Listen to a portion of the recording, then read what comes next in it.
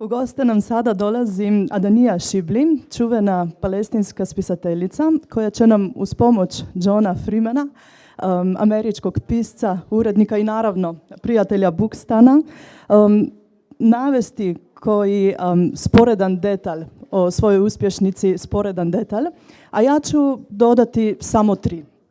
Znači, knjiga je bila prošle godine nominirana za Bookerovu nagradu. Na bosanski je knjigu preveo profesor arapske književnosti Mirza Sarajkić i nakon razgovora dobrodošli u knjižaru da dobijete i svoj primjerak. Izvolite. Thank you. Thank you, Lamija and Damar, for being open to the suggestion of bringing Adania Shibli to Sarajevo. I think this is exciting for me. She's one of my favorite living writers, and I can ask her questions and she can't leave the stage. I promise not to use you as an advice column. But Adania was born in 1974 and is the author of 2 works of fiction, Touch and We Are All Only So Far From Love, as well as the book we're going to speak about tonight called Minor Detail. And I first came across her work about 15 years ago when her agent sent me a piece about visiting the refugee camps in Jenin with her father as a child and going to those camps.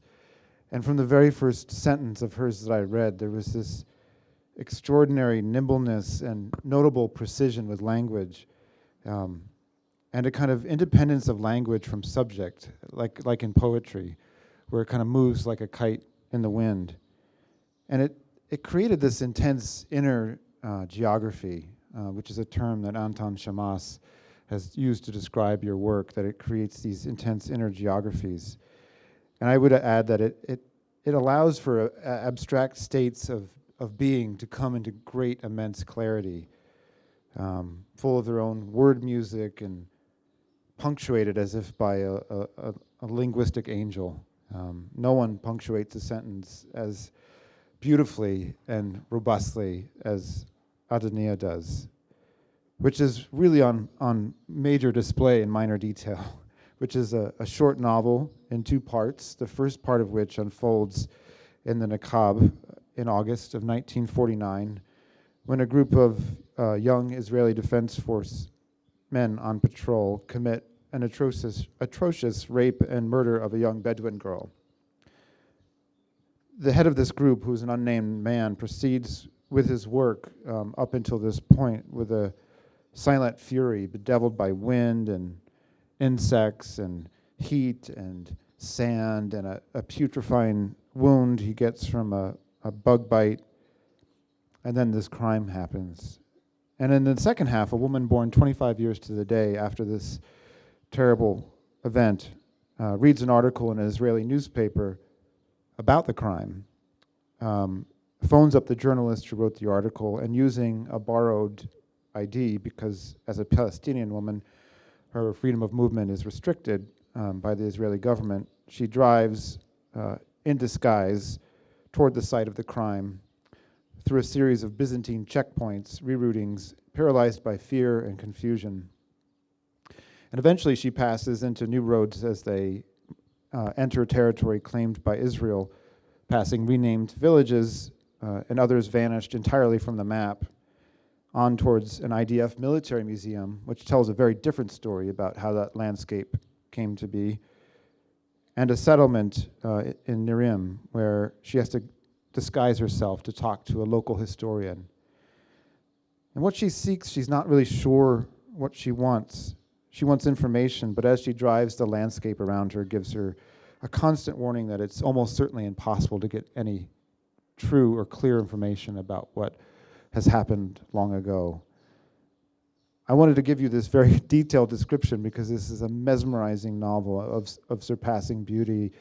And I think the best part to begin is just to describe how you create these immense effects, these interior states in the language itself, Adania. The first thing I notice in the very first sentence is no one in the first part is named. It's the man, it's the Bedouin girl, it's the other soldier, it's the guard.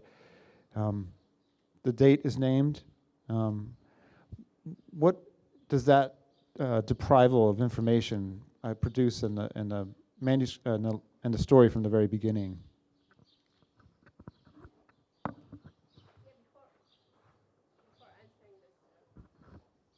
Maybe I put it on. It's better. It works better if it's on. Before answering your question, I really would like to thank you for noting the punctuation, because I spend a lot of time. Sometimes I go sleeping and it was a comma, and then in the morning should be a comma or a dot. And I go on for 3 days with this, tortured, but I think nobody will notice, but thank you for noticing this. Naming. I think naming is always, for me, is actually an act of power when you name. And it's a question also, taking names away is a deletion. So I think I approach language from, I can kind of separate between being Palestinian and writing, but sometimes my relation to language, or how I come to language, is very much determined by how I discovered language. I think language is there for all of us, but we all have our own way to language. And I realized from a very young age, an early age, that naming is a massive act of power. I think, for instance, like the first thing as a kid you notice when you open the atlas and you see all the names of these countries, and then suddenly you come where you think Palestine is, but the name is not there. And this moment, I think this is the first, almost the first, almost primal scene in language. This is the first moment you realize, okay, language is something that hides and doesn't reveal, and you have your place in it that is not necessarily articulated. And then it comes also, as kids we used to go to places. We used to have picnic, but not a picnic in the sense like, the middle class bourgeois people going on a picnic. We go to pick up wild plants and sometimes grapes and olives and figs. And as kids, we were going to these landscapes that they are called Ashajara, Bisan, Sirin. But we never see these names on the road signs. But our parents, they tell us we're going there. And we go to pick up these fruits that later you realize they are the fruits of those who became refugees. Because the trees didn't become refugees. The trees were not expelled. Maybe they were uprooted. But some fruit trees, they remain there, and those who remain sort of started to take care of them. Because you need to take care of the fruits, otherwise they become rotten, and then the trees almost die. So this is almost like the act of those who remain, taking care of a memory through a care of a tree. But when you go to these places, they are not names. You have all the road signs of other names, of the new Israeli settlements or whatever is there. So there's almost like language and naming becomes this parallel that you know you are living in your fantasy. It's almost in your imagination. So you go and you see reality doesn't reveal this language, doesn't reveal these names. And it's almost maybe the first act of, you realize imagination also is not an act of entertainment, but it's almost survival. You need that to survive. But you remain with a sensitivity of who calls what. And I think I'm haunted by that. Who am I to call my characters by a name? I'm really careful. I know that I can do anything to them. I can describe anything about them, but not their names. Unless, sometimes there is a name, but the name, it has to be really crucial to this moment. So I think it's there. if I try to think, why am I always afraid of naming? I think beyond naming my son, I didn't name anything. Or yeah. Adania has a lot of registers in her writing style. I published a story in Freeman's, which had a kind of robust, almost realistic, mid-19th century, bulging Naguib Mahfouz feel, about a bus, owner of a bus line that was sort of trying to navigate through various political shenanigans. I read a story of yours called Silence, in which there's a young girl who I think is deaf, and you describe the silences around her. It was in an immensely sensuous and beautiful detail. This book, it's very hard not to compare the two prose styles, because in the first, this unnamed military major or officer, virtually every sentence describes an action. His action is not impeded. The sentences are fairly short. There's very little interiority. There's sensation, as in he smells things, he's repulsed by things. These spiders get into his tent, and one bites him, and then he's trying to kill the others. But nothing impedes his agency in the world, and the sentences reflect that. There are 2 or 3 clauses, sometimes 4 or 5 when he starts to get agitated and does a bunch of things. But in the second half, the woman, as she is trying to get to the source of information, there are these long sentences with 10, 12, 14 clauses in which her interactions produce these states of high anxiety where she's almost paralyzed by fear. And I want you to, I guess, talk a little bit about if there was a narrative strategy about these two styles, or if you were simply following, the first couple words you put down and seeing where they went. Yeah, well, actually, sometimes I reach a text after many years of asking something. And my question was in the last few years of how stories are told. I mean, we have the stories that they had clarity and where almost they are complete, almost like a photograph where you never can doubt something exists beyond them, the reality. And I have a problem with this kind of narrative. It's the narrative that tells everything, or what we think it tells everything. It almost closes any other possibility there's a different story. And I find this is the narrative of those, again, speaking about power, those who can master things. The mastery of this narrative structure with a beginning, a middle, and an end, calmness, and almost perfection. And I always thought that, I trust in the broken language and the scars and the wounds in language and the narrative of things we never can say, things we would never want to say. Things, like how can you approach silence within writing? And if you trust in silence as equally as you trust in language, but how you can give a place to that. So for me, the second part is almost kind of trying to honor silence by the opposite, by somebody who's constantly anxious, but with this anxiety, you see that there's something is not being touched. There's this silence. Whereas the first part, it is completion that almost deletes a possibility of silence. Everything is said, and everything somehow doesn't tell you there's something hidden. So it's a question like, how can literature reveal silence? Because we are always being asked, and I think this is a question of what happens if we want to write the things we never want to say. And there's also another element to these two parts. I don't only approach writing from a very serious, haunting question. I do that, but there's always a joke. You know, every text I reach it because there's a joke.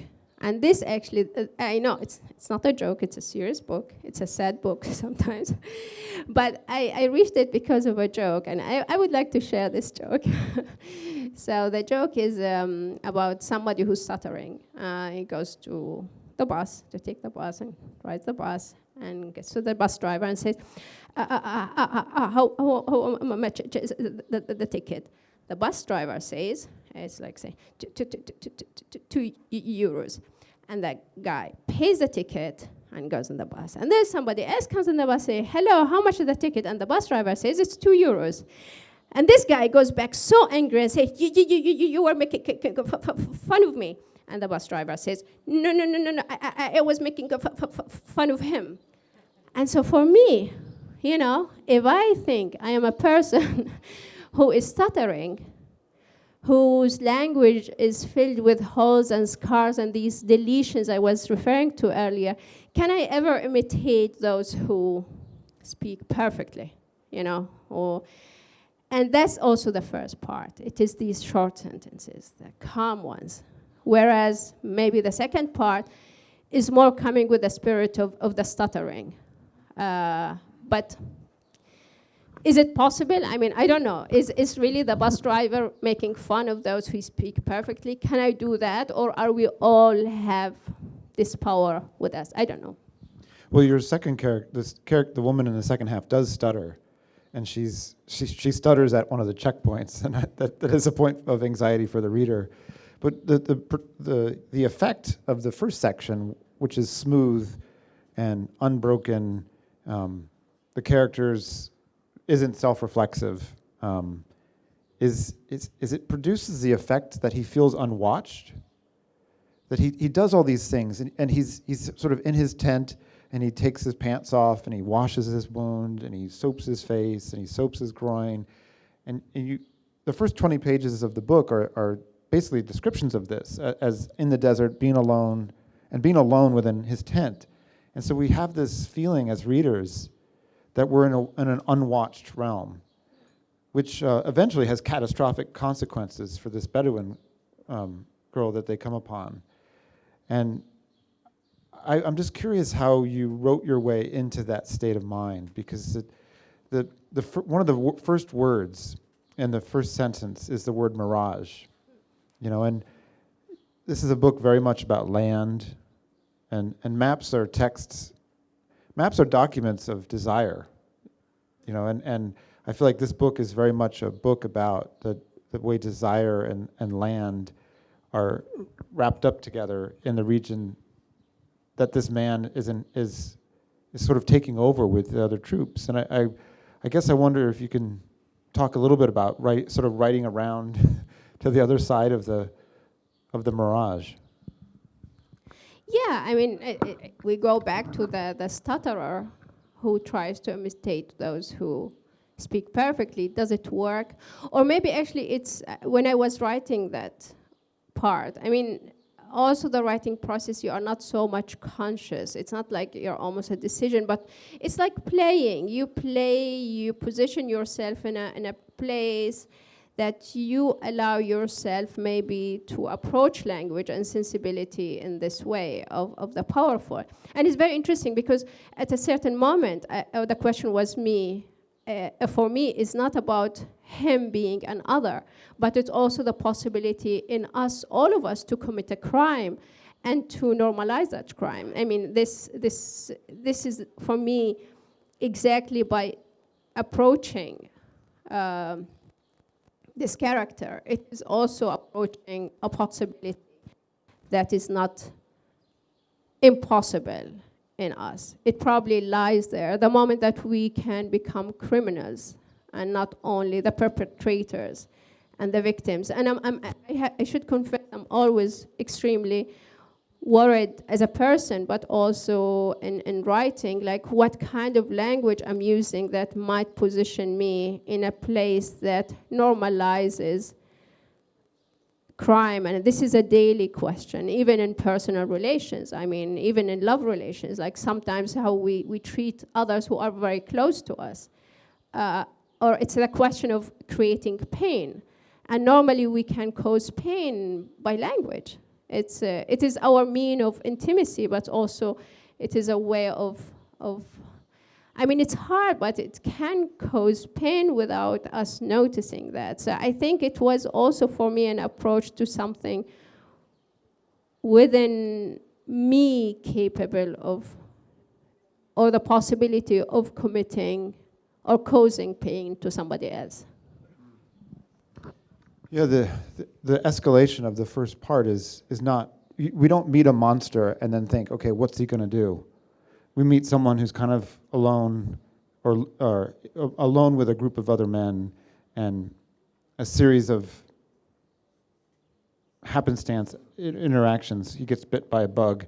He gets progressively more agitated, physically agitated, and then in the course of trying to patrol certain region, comes upon this woman and her dog, and a dog, and the dog is barking, and the barking is making people agitated and angry, and the girl smells, and it becomes another object that he has to deal with in a series of objectified, abstract tasks. And I don't, assuming you'll read some of this, and then it comes to the moment where he has to make a decision, because several men have gone into this girl's tent and done something to her. And he says, we either all have to do something, and what's the other option? To have her work in the kitchen. To have her work in the kitchen. And they almost immediately make the worst decision. And it's really, really harrowing, because you know from that moment on that this girl is kind of doomed. And I wonder if you can, were you inspired by any actual events like this, or are you imagining something that probably has happened many times over? And if it's the latter, how do you situate that imagining in your sort of moral life as a writer? I mean, the question of reality is always there. Like when you write about a chair or a table, like there's a real chair or table. But for me, really, I know it might sound a bit weird, but for me, language is never related to a reality. And I think this book is playing with that. We have no access to reality. We only have access to language that we think it's related to reality, and we want to force it into that.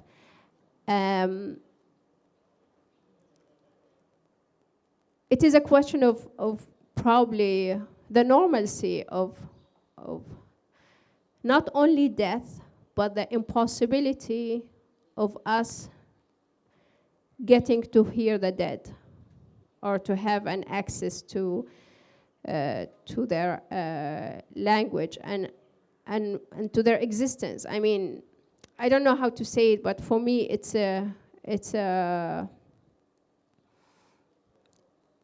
sometimes as if like, going to the news, and the character is saying that she read a news item. But again, a news item is a news item. It's not a story, the actual experience. We will never have access to that. And there's news stories that constantly are there. And it's because for me, the question of death is something I cannot approach in reality. It's too much for us to be able to approach this in reality, or something to relate to reality. I think it's an impossibility. We have, once we die, we don't, we cannot delegate this responsibility to anybody else, I think. Or we expect ourselves, we're taking the responsibility of the day to speak about them, for them, in their place, on their behalf. It's an impossible. It is really the question of how we who are alive we can, with our possibility of life, can relate to the dead. And it's always by speaking about the dead. And I don't want to speak about anybody. And I think the character doesn't want to speak about anybody. So it is a trace, it's trying to trace. But when you trace, when you make this trace, you don't do it in reality. You do it to yourself in a certain way. And actually, if you're the victim, either you're going to commit the crime, if you're going to trace, because, I put it differently, because when there's a crime scene, you never hear the victim who was killed. We always have the criminal or the perpetrator who shows us the traces of his crime or her crime. We go with them. So this is the perspective of the perpetrator. And this is by narration, and this is like, they confess, the criminals. We have the reports written about them. So it's only through language, and I think language is very important in these cases, because we think it's the real, but it's nothing about the real. The real is beyond our access. And so for me, it's never a question that this is a real event. No, it is what remains beyond the real. And this is the character. So of course, I mean, if you want to follow the perpetrator, either you commit the crime, and then you're narrating this, or you're a victim again. And I mean, this novel, who was, the second part. I mean, I don't want to tell you more, but it is also a question of is it a live person, a person alive, or a person who's dead? But it's again saying it's a question of fiction. So I never, for me, I'm really removing it from any reality. We cannot claim that we are inspired by the real. If we are inspired by the impossibility of the real, that we don't have access to that. We hear about deaths, and we hear about killings, and we hear about rapes in these situations. And it's only we hear the words. And therefore, it is, I would say, an inspiration by narration, nothing about reality. And I wouldn't ever claim that I have access or have a desire to uncover something in the real. Yeah, one of the striking aspects of the second part of the book is every time that the character encounters an official version of history, even us within the realm of the novel know that it's distorted. And so it's sliding the historical rug out from beneath us, even while we're inside the created history of the novel. I want to sort of... Yeah, I want to continue about that, because after I finished the novel, and we were working with the editor in London, the translation, and when I was going home, he gave me a magazine, and the magazine, there was an interview with Saidiya Hartman. And it's fascinating because she's a historian and trying to actually ask, how can we trust history if history includes the deletion of all others who have been deleted, For instance, if we take the stories of those who were kidnapped and enslaved from the African continent, but they never made the trip to North America, and they drowned. So what kind of narrative we have? And I think it's not history, it is only narration through imagination, because we never have access to that reality. And then where she comes to fabulation, I'm not saying like history is, I'm denying history, but I'm saying history is limited. And especially it's limited to those who don't trust in language. It's not that they don't have access to language. I mean, I just brought the example of us growing in a landscape that is haunted by names that they don't exist, but we live almost this parallel life.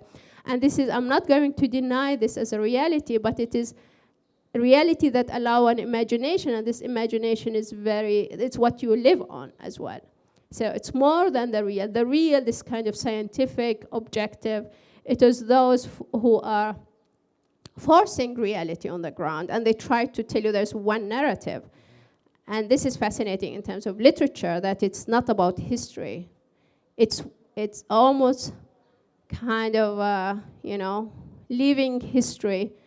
It's almost like, as if we are sleepwalkers, we are narrating history through our sleep. And this is, for me, that's the moment of, not hallucination, but allowing that which has been deleted. It's almost like speaking in the tongue or in a language that does not say there is a story for those who are alive. No, there is a place for those who have been deleted. And yeah. The book that Adania mentioned, Wayward Lives by Saidiya Hartman, if you're at all interested in sort of the last century of American history, is brilliantly fascinating, because she basically takes the lives of sort of women who were queer, who were robustly sexual, whose lives didn't fit the model of women at the time, especially black women, and who were therefore criminalized and either suppressed or killed, deleted from the historical record, because they didn't suit the narrative that was developing out of the time. And I want to sort of move sideways via your, no doubt, robust intellectual technology that you learned in media studies, because we're here in Sarajevo, and Susan Sontag's On Photography was written in 1977, and she wrote that book basically coming to the conclusion that the images would be emptied of meaning because they didn't produce any kind of sense of reality and connection with real life. And then she came here during the siege, and her reaction after that was to write on the suffering of others, I think, on regarding the pain of others, which was a repudiation of on photography to some degree, and came to the conclusion that it was possible through seeing, a disembodied image from another place to connect with a reality that it wouldn't. She didn't go so far as to claim empathy was possible, but that some imagination of the suffering of others was possible. And I guess this is a long-winded way of asking you if your belief in language and its separation from reality bears any connection to your experience of growing up in an occupied territory in which any number of films and photographs and journalistic reports have been unable to produce a significant critical mass of awareness to change the actuality of the reality, or even imagine the reality that you've experienced yourself while living there. Yeah, I mean, it's. I want to give you go to another example. When also the first time I realized the power of narration and what it can delete from reality, and it's not related. So I had a fight with my sister. She's like 4 years older than me. She really hit me. Yeah, she hit me, and we were playing, and so she hit me, and she ran away to my mom crying that I hit her. And I was like, what? Like, how could this? So I was following her to see how she's gonna tell the story to my mom, how that I hit her when she hit me, and because I was like, wow, so fascinated how she can invent such a story with so many details, and then I was like, oh, I cannot understand. I was fascinated by this ability, and she was pointing to my mom. You see, she's even speechless because all I said was true. And then, of course, I was punished because I couldn't bring a different story. And this is, I think, like, if we go to this telling what happened. And I witnessed that. I mean, it's not only in studying and having the media studies, but also working with the media. And I think you see how a narrative, like normally the press is not like going to cover what's in there. It's mainly, there is an understanding, a previous understanding that sometimes it goes to fit into what you think the others know, and you would like to give that and to imagine you got the story. So you have, like, I don't know, not sometimes this report 3 minutes, and 3 minutes you want to cover how somebody got killed or a child and so forth. There was a specific example which I remember that, and I remember the same speechlessness that I witnessed when I was a kid. The Queen of Sweden, out of all places, she started to condemn Palestinian mothers for sending their kids to death. That was in the Intifada in the early 2000s. I was working with a Swedish TV and as a fixer, translator, producer, whatever. You do all these things. And so the journalist asked me, can you find a mother whose kid got killed? And to ask her this question. Yeah, and they're like, and at these times you don't think about that. So there's the Queen of Sweden. She says something about Palestinian mothers. I don't know if she would know where's Palestine on the map, but probably we assume she knows. But you know, the Swedish journalist would like to approve that knowledge, and I didn't go on that with them on that trip, but I arranged for them to meet this woman. I said, no, you know, in such that it's impossible. There is a kid who was injured, but by the time that the team arrived to the mother, the kid died. And so we had the rushes. So they came back in the evening, and they asked her the question, do Palestinian mothers send their kids to death? And the mother looks at him like, what is this? And she tells him, like, you know, an animal doesn't do that. Like, what do you think? And then he asked the question differently. But, you know, Palestinian kids are getting killed. She says, yeah, the military. So her son was going to school. He was shot with a bullet. It's called the 400 bullet, which can reach you know, 2 kilometers. And the boy who was going, it's like, you know, it kind of this reached him. So he's not even close to a demonstration or whatever. But they omit this part of the story. And then they hear one part where this is like almost a sentence of coping with that. So she says, but of course we sacrifice everything for Palestine. We sacrifice our lands, we sacrifice our selves, we sacrifice our kids. And within all of this, the rushes are about 1 hour and a half. And the report that is 3 minutes, they take the part, yes, we sacrifice our children. And, you know, and this, you know, I actually did later my master's about that, because I could have access to the material. And you can see how she's trying to evade.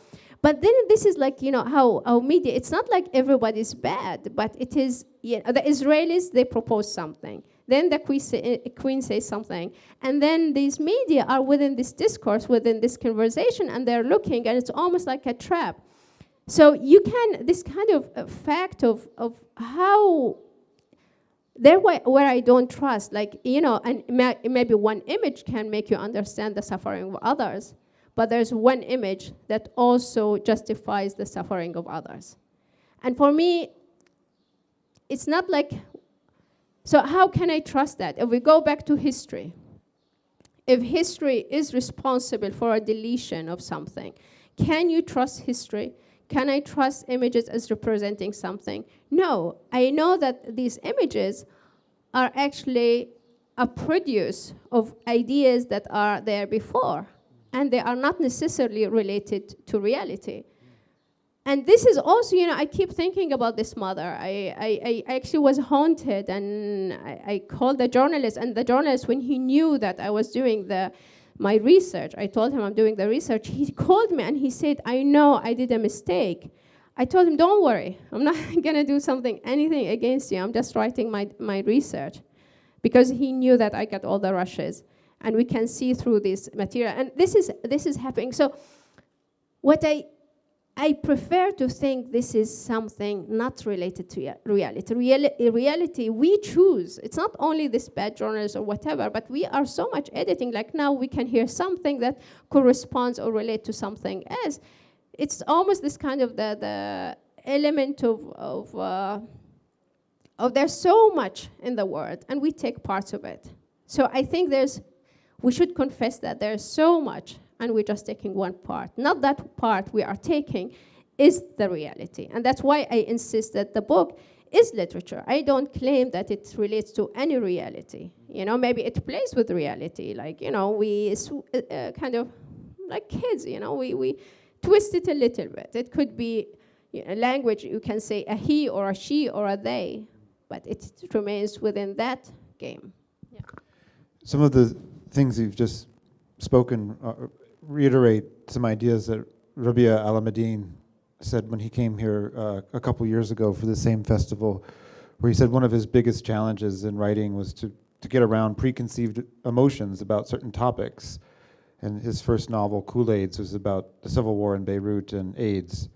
And so he decided to make it a very funny book, obviously, partly to sort of constantly break people out of preconceived emotions. And later in the book, as the second character is driving around, there's ultimately a kind of discourse at some point about German expressionism and how it emerged as a mode of not representing reality, but representing, let's just call it the experience of experience, as a better stand-in for what the quarry is here.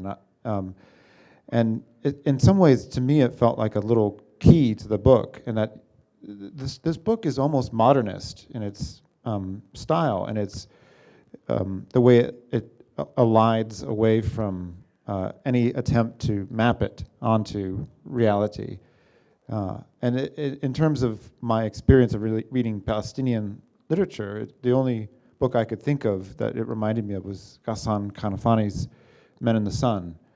And I wonder if, as a Palestinian woman writing in 2022, if there were other beacons for you in how to find your own way to write about the experience of experience now, if he was one of them, or if any other people from anywhere were guide points for you. Actually, my name shouldn't be on this book because it's plagiarized. It's so many people wrote this book. I'm just like, walking around, listening, taking things. Actually, also, the characters are inspired by paintings, by expressionist paintings, like two main things. And that's why also what I'm saying, that there's the claim that there's an individual writer writing a book. This is also modern idea. It's this way we just do it to have the money, But I think everybody should share, share some of that, because this is the fascinating thing about language. Everybody is using it, and sometimes you just hear. So for me, the inspiration is from everybody. Even like sometimes, people. Like leaving some notes behind, even writing shopping lists is inspiring. So I truly love language, and I love the people's way to language. Like almost we have this thing that is for us all, but we each one have their own weight towards language. And this is, for me, a game. This is an ongoing game. Sometimes that it's the spoken, but it's also when it's written, it has forms. So I don't differentiate. I mean, of course, I read a lot of literature. I love literature. I read a lot, but it's not only literature. I love also reading, these manuals for how to, the fridge, and all this stuff, because it's fascinating, like how it's almost like dead language, how you can make language dead, and it's how to use a fridge, a toaster. It's like nobody cares about it. It's beautiful. There's some, and when I had my vaccination, to read these 7 pages in Arabic about the vaccination, I had my vaccination in Germany, so. Of course, what's they called, this company, the the German company, I forgot, not Moderna, the BioNTech. I mean, of course, they had lots of money, so they employed very good translator and very good editor. And you read this BioNTech explanation of the vaccination, like it's beauty, it's linguistic beauty. What I mean, it's like there's always sometimes a way into language that is present. It's like you can find it everywhere. So I try to read. I don't want to go only and read these classics. Of course, I love James Joyce. He's wonderful. Not only wonderful, it's like, I live on that. There's Lispector, there's like all this, but also all these writers, when they are translated into Arabic, there's the beauty of how it's almost Arabic language opens itself to a different sensibility. Suddenly, even when I was a kid, like reading Tolstoy or Dostoevsky in Arabic, wow, this is like what happens to Arabic suddenly? Because we read this poetry from the 6th century or the 7th century, the Mu'allaqat, which is very, very serious, and suddenly you have like this different text. So it opens up, and it's almost like each time there's something new. And I would say, like, with this love to language, you cannot come and tell a kid which chocolate you like or which sweets you prefer. I like them all. I love everything. I cannot. I'm too greedy. You also speak, I think you speak about 6 languages. I learned. I don't speak them perfectly. I don't speak any language perfectly. But I think it was, obviously this is impressive because you're conducting this in your 3rd or 4th language, because you speak Arabic, some German, French, English, obviously, bien sûr, and Korean. Okay, explain Korean. Where did that come in? Is that just like a hobby? No. Love? No. Travel? I had a residency, but it's also great, Korean language, what you learn in Korean language. This is also, what's nice about learning other languages, it also makes you relate to language differently. So in Korean, you only have I, you, and we. It's very rude to say I, and it's impolite to say you. So the only noun they use is we. So really, honestly, it's not our book, our water, our wife, our children, our home. Everything is our. And it's amazing. And also what's specific about Korean language, they don't have she or he or they. So they never gossip, They don't gossip. They don't say he went or she came. No, this concept of the he or she. And Arabic, there's he, she, they, the two they, So, and it's sometimes this makes you think about language differently, like how everything can be a we. If you write a text of a we. In Arabic, you also have this, the two. Arabic language is very gendered language, so it's a lot, it's like the German, like female, male, but in Arabic, you don't have the it. You don't have the none. The only time that there's no gender is with the two. And it's like suddenly you realize there is also how language, what it means when two people are on the side, because it's never can be the two in the center. Of course we are here, but we. And so the two is kind of kept for the side, on the margins. And on the margins, everything is possible. There's no need for this differentiation, it's this relation. And you feel it in Korean. I mean, sometimes it's oppressive, this we, because then what we eat. And nobody hears what you eat, what she eats, what we eat. And I get tired with time because there's always one person ordering for everybody because it's our meal. And then I kind of, okay, you see me, like, I grew up in a big family, but I always wanted my place in this big family and away. And suddenly I go to Korea, and again, I'm faced with this we. And after a few months, it took actually 4 months until I understood what this we means. So there's a rotation. There's a we. This time is your turn. You decide for the we. Next time, and then they gave me my chance to decide for the we. It was amazing. They told me, now you can decide. I was like, what? Like, yeah, you say. What we gonna eat? Like what? Yeah. And it's beautiful, this rotation. This, because we're so much used to the kind of the individualism, me against the others, but suddenly all the we, and it's kind of oppressive if it always one person decided. But if you rotate, it's almost you learning how to be in the position of the other. And I wonder if language does that when we say we. Yeah. There are all these interesting, like in German, the word for guilt and debt is the same word. And in Bosnian, I think right and betray is the same word. Is that right? Someone told me this yesterday, Lana Bastistich. So if that's incorrect, it's her fault. That's not our fault, but her fault. But are there any words in Arabic which do double duty that way, that in which they're sort of functioning in two ways, where they can have double meaning? Like in English, the word harbor can mean two things. It can be sort of it can be a safe harbor, like a part of an ocean, but you can also harbor and hide something, and it's a totally different shade of the word. And are there things in Arabic which have that sort of meaning, which allow you room as a writer using the language to play with it?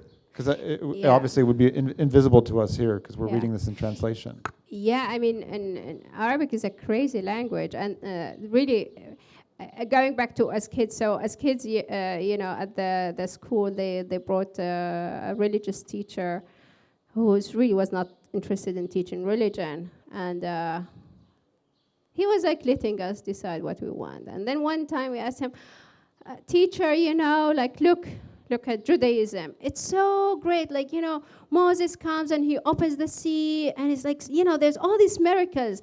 And in Christianity, Jesus comes and there's the dead, and he makes the dead alive. And what happens in Islam? There's nothing miracle, teacher, in Islam. He said, oh, but there's the Quran, and the Quran is in Arabic. And for him, Arabic is the miracle, and it's really, lots of people relate to Arabic language is a miracle. And suddenly, with time, you realize the fascination with this language by those writers. Like, if you go to Abu al-Ala al-Ma'ari, like this writer from the 10th century, and how he can, in the same word, there's one line of poetry like this, say, which means when the water flows, it shapes the stone. So this is like, sometimes you have the same word that has so many different meanings in the same way, and you can construct it. And this was very important because there's a lot with the thing with the language. It's something that you don't carry physically. It's something that with you and your imagination and this game with that. And I think poetry, old Arabic poetry, is playing with that.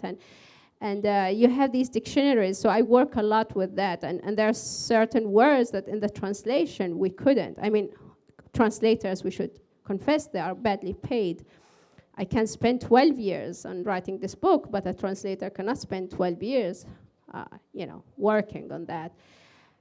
And sometimes you give up. I don't expect that everything should be there, but it is important in this book that how the words,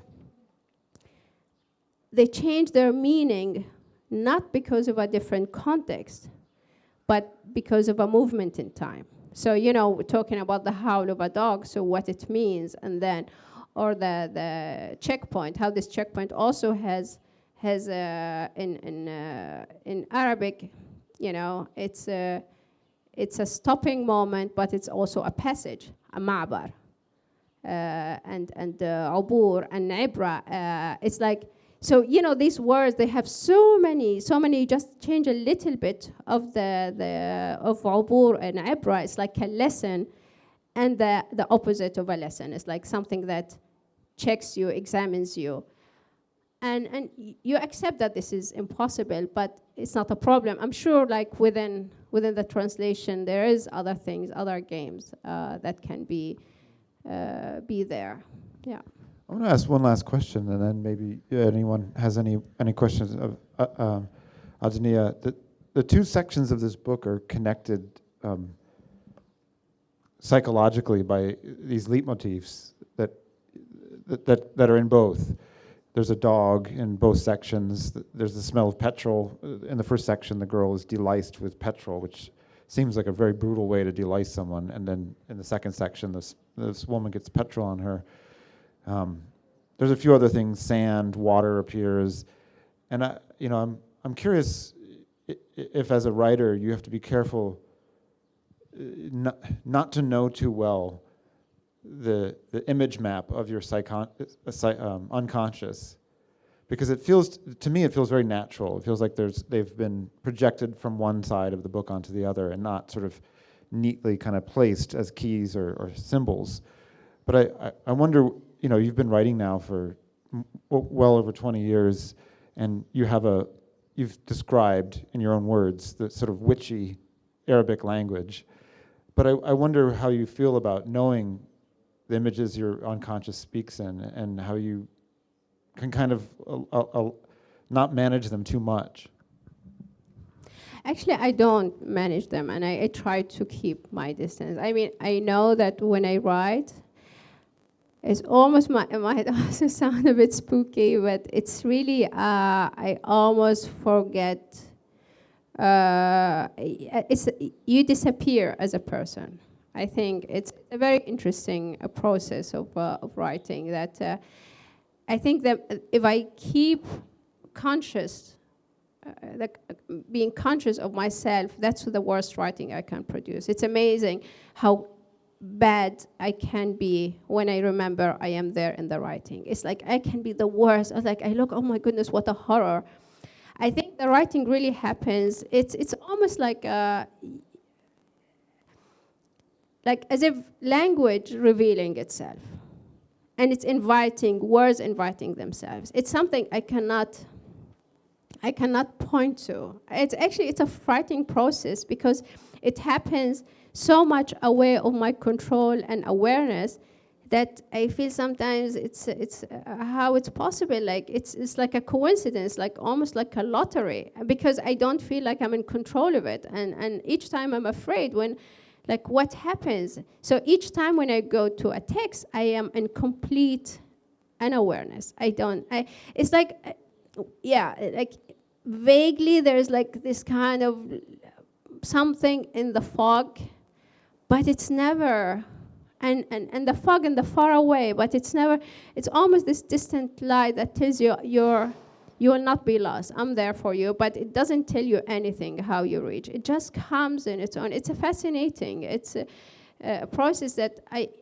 I'm too shy to speak about it because it's a bit embarrassing to describe it, to describe this power of language over me, but it's the truth. I don't know how these texts appear, or I don't know. It's the others. I'm just like, probably I hear it some others and they come suddenly because I just, withdraw from life, and yeah. Well, it operates, this book, like a spell. I was just talking to someone who just started it today and read 50 pages, sort of being sucked into this environment. And whatever you're doing, don't stop. It's working. But does anyone have a question for Adania about what we've... Yes, Adisa. Brief questions. First,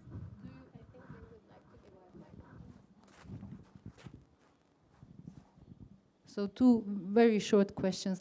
First is, do you write literature exclusively in Arabic or also in other languages? And back to naming your son, how did you do that? Was that difficult? That was a mistake I mentioned, because this is another spooky thing. Okay, let's do my son. Well, I dreamed it.